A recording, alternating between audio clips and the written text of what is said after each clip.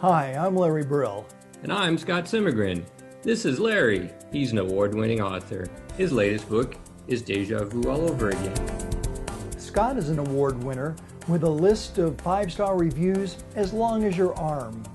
His latest novel is a great piece of literary fiction. It's called The Benevolent Lords of Sometimes Island. Well, last year, Scott and I put together the Austin Liti Limits website, a way to introduce people to some really great authors and showcase them through one-on-one interviews and readings. We've been working with our good friends at Book People to create these interviews, but COVID-19 has driven everyone to their virtual bunkers. Now we've decided to continue Austin Liti Limits online, socially distanced, but every bit as entertaining. Up next, I spoke to author James Wade. James is East Texas through and through, growing up in the smallish town of Lufkin and graduating from Stephen F. Austin State University. After living a wandering life with his wife Jordan, they settled down in Austin to raise their little girl Juniper. All Things Left Wild is James's debut novel, a stunning literary western full of adventure and cowboy rumination about life and death. Welcome, James Wade. Thank you guys so much for having me, man. I was looking forward to doing this at Book People, but I'm glad y'all have been agile and adaptable and doing this and helping keep everybody safe. And I'm happy to be here and talk with you a little bit. I know I miss going down to Book People. I miss going to bookstores in general. At home. Yeah, I was really looking forward to seeing the book in an actual bookstore, and I haven't done it yet. But people tell me they're out there, so hopefully that's true. Even before we get started with some of the questions I have for you, could you have imagined when you first started this manuscript, and having the dream of having it published, that we would be in a pandemic right now? Which is something kind of like what your characters was around that time was the Spanish flu, maybe 10 years or so after your story. Could you have imagined it being like it is right now? No. I mean, the short answer is obviously no, not at all, man. I think one of the things that every writer dreams of is when they're working on a manuscript is what it'll be like to release it. I think you have to do that to help get you through the actual writing process. But no, man, I imagined, a big release party and signing books in person and the whole 9 yards. But this is something entirely different. And in the grand scheme of things, a book release or launching a book, in the middle of a pandemic is a very small sacrifice to make comparatively with what folks are going through and being asked to do. So, at first I was a little selfish, a little selfishly, took it personally. Like, oh, I'm not going to be able to do this, but that faded really quickly. Especially my wife just gave birth to our first.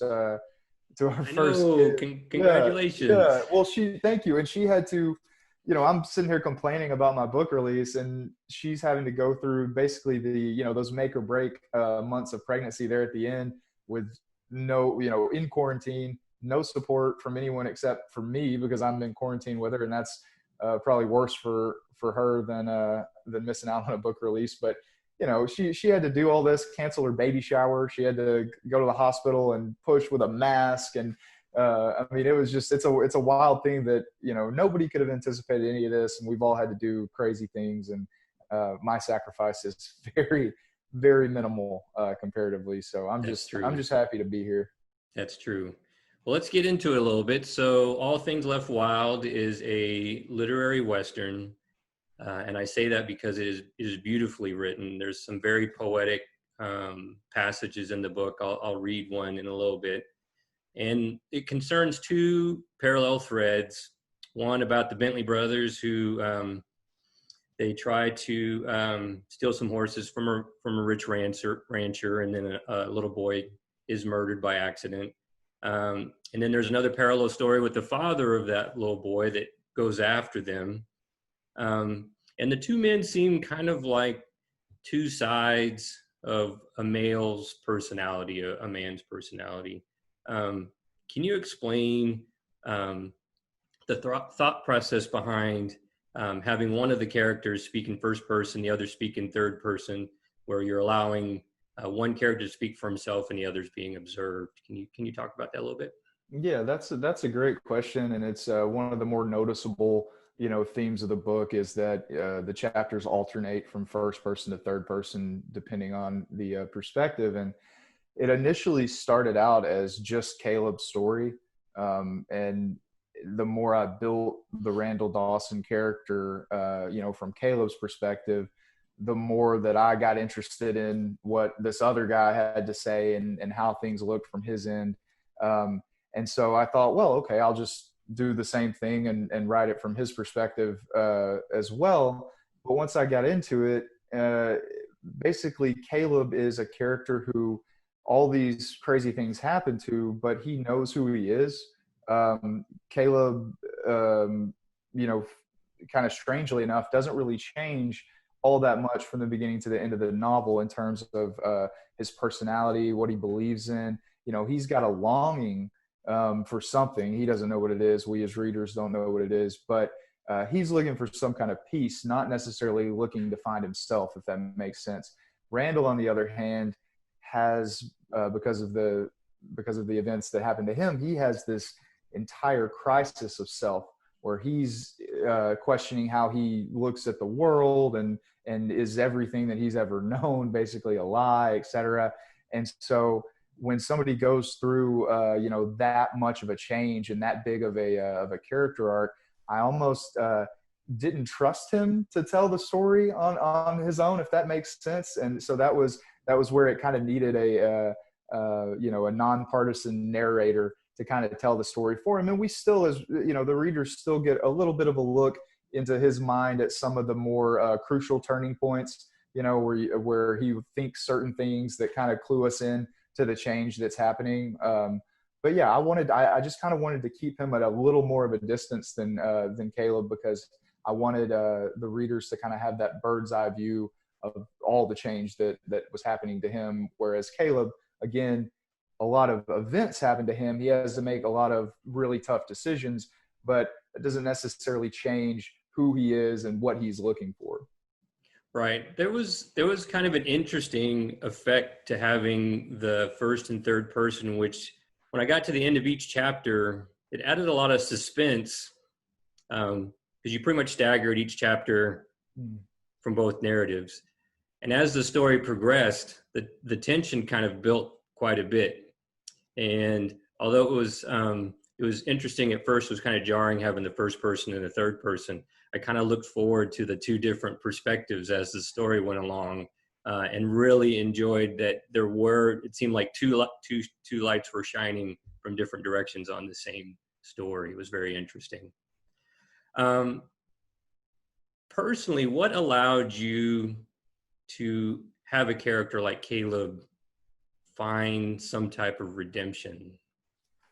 He's a pretty ornery guy, although he's also very poetic, even though he's the more blue-collar one compared to Randall, who went to college and thought of himself as being a poet. But Caleb's narration was also very poetic. He observed the world with a very detailed eye. So let's talk about what allowed you to let Caleb find some redemption in your story.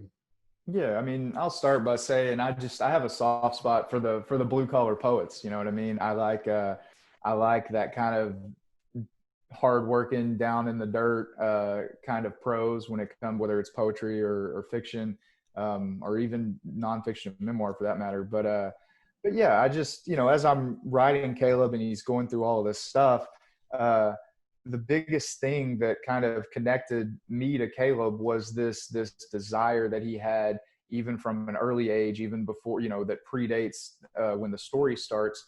You get the sense that he just really, really wants something.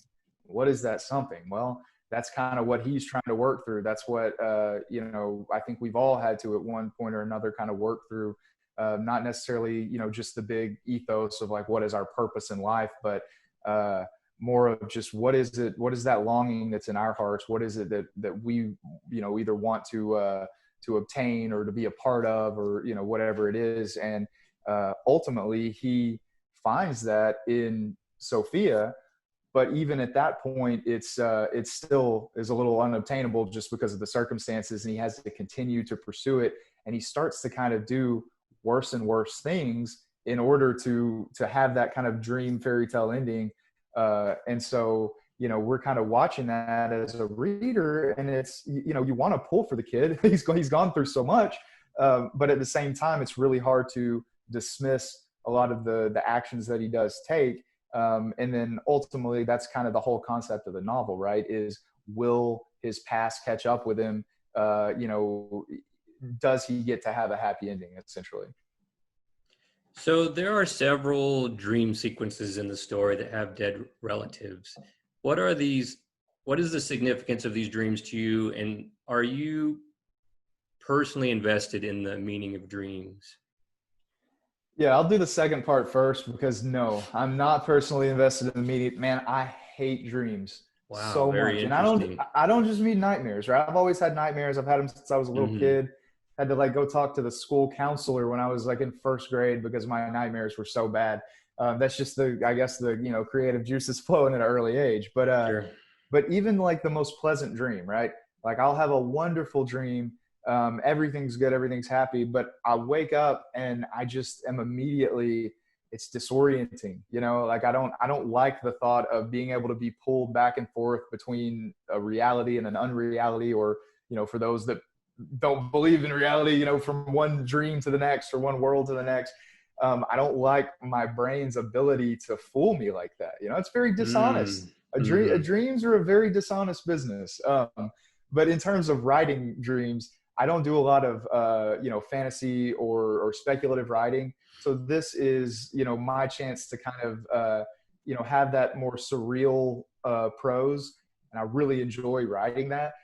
And also with this being set, 100+ years ago, I like the idea of, dreams used to mean, I think, a little more, or at least the understanding of dreams was a little different, right? So now we can say, well, it's this neuron firing on this neuron as our cortex tries to piece things together. But back then they didn't know that. And so it kind of heightens the sense that they had of dreams. And so certainly if a dead ancestor appears to you in a dream, that's going to be some pretty heavy stuff, for you to comprehend. So a little more important to them, and just also a lot of fun for me to write, and otherwise I don't think I'd really get a chance to kind of paint those surreal, picturescapes.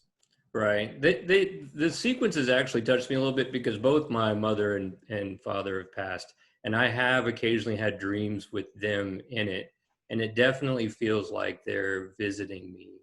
Right. I wake up with a feeling of kind of peace and calmness typically. So I find it very interesting.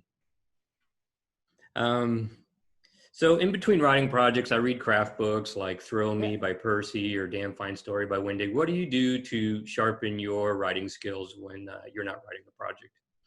The number one thing is just read other fiction. Stephen Graham Jones, who's a great writer with Texas ties, he said he reads so much fiction that he has no choice but to vomit it back up. And I've always loved that line. But no, the only craft book I've ever read is, and actually, so Michael Knoll, formerly of Writers League of Texas, he left us and went to New Mexico, the land of enchantment. Fine. I'm not bitter.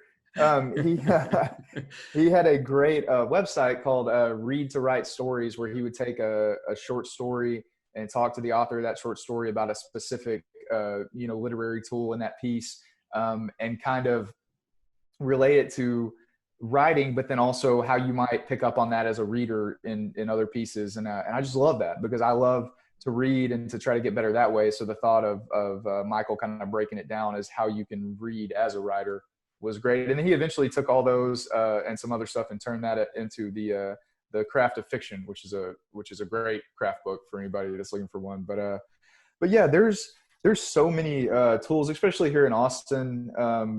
Pre-pandemic, there's writing groups and there's meetups and reading groups and everything else. And that can be great for some folks. It's just, it's not really my style, but this is, you always have to say with these answers, right? It's just, you do what works for you, do what keeps you humming along. And for me, I can't help but read other fiction and then go, oh man, I really need to go, write a little bit. It's Sure. just, it's kind of motivation. So what have you read lately that's really inspired you? Oh gosh, man. There's a guy, Scott, I can't think of his last name, but he has a book called, oh my gosh, look at this. Here it is. The Benevolent Lords of Sometimes Island by Scott Simmergren. Look at that. Very nice. He seems like a nice fellow. No, you actually, your book is the most recent book that I finished. Right now I'm reading God Save Texas by Lawrence Wright, which I'm late to that about a few years, but it's still fascinating.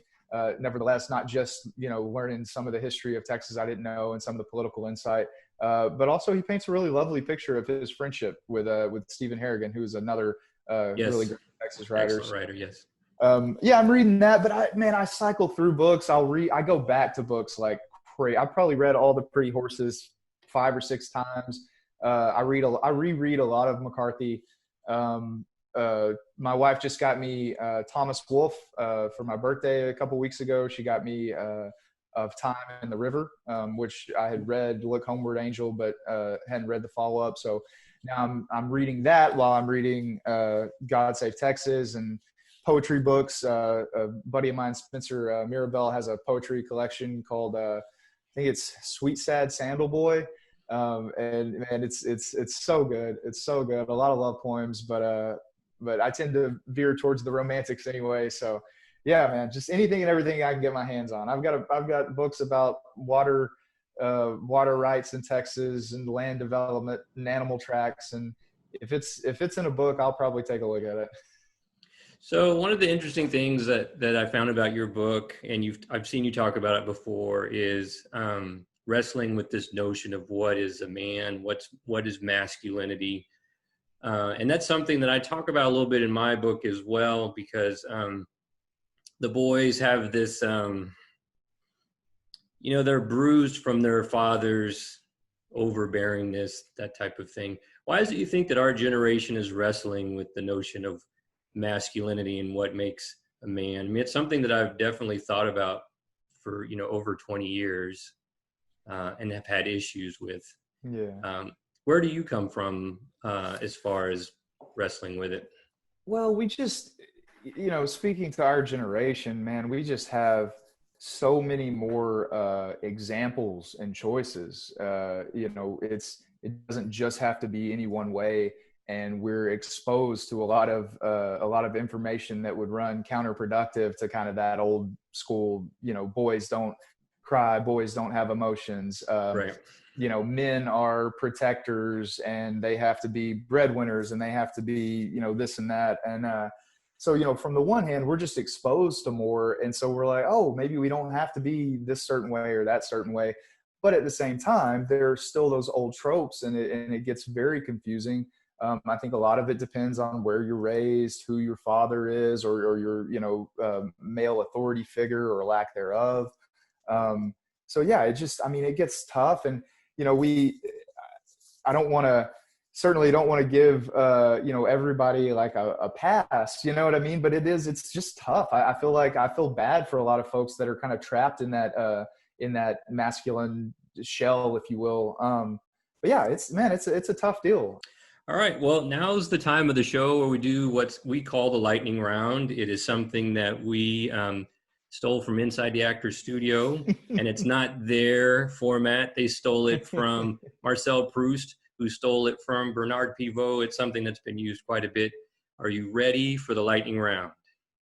I will do my best. Excellent. What is your favorite word? I would go with baseball, but it has to be said by it has to be said by James Earl Jones, right? Jones. Baseball. Exactly. If I can't get James Earl Jones, then I'll go with canted, which is just a really fun way of saying slanted. Wow, baseball. Okay. What's your least favorite word? Sodium. I don't know why. I just don't like the way it sounds. That is a weird word. Yep. What turns you on? Coffee. Oh, yes. Very good. Very good. What turns you off? So many things, right? That's how you know I'm a pessimist, is I can go straight to coffee, but I can't go straight to any one turnoff. Anti-intellectualism, political purity tests, religion and government, math. I don't know, a handful of things. Keep going. What is your idea of happiness? Oh, hiking with my family, being with my wife and daughter, health insurance. Yes, excellent. Who's your favorite author? Cormac McCarthy, hands down. I can nail that one every time. Excellent choice. If you could be a character in any novel throughout history, who would you be? I'll stick with McCarthy, and let's do Cornelius Suttree from the novel Suttree. I would love to live on a riverboat in Knoxville and just catfish all day. What other profession besides your own would you want to attempt? Is it cheating to say bookstore owner? Is that too close to writer? No. Park ranger. We'll go with park ranger. I'd love to be a park ranger. What profession would you least want to do? This one I've thought about before. Book editor. I think those Really? guys have the hardest jobs. And maybe I'm biased because I'm a writer, but yeah, I would hate to edit someone else's book, because I would always be so afraid that I was taking their voice, from Max Greenwood, Thomas Wolfe, Ernest Hemingway, their editor. He said he was always worried that, is he making a book better, or is he just changing it, just making it different? And yeah, so anyway, I wouldn't want that responsibility. I respect the hell out of editors. I could never be one. That is a tough job. Okay, if heaven exists, what would you want to hear God say when you arrive at the check-in desk? I think it would only be fair for the good Lord to give me a divine smirk and say, "Looks like you were wrong." All right, James Wade, your new book, All Things Left Wild, is fantastic. I recommend everybody go out and buy a copy, order it online. Thank you very much for joining us on Austin Liti Limits, and good luck to you. Thank you so much, Scott. This was a ton of fun.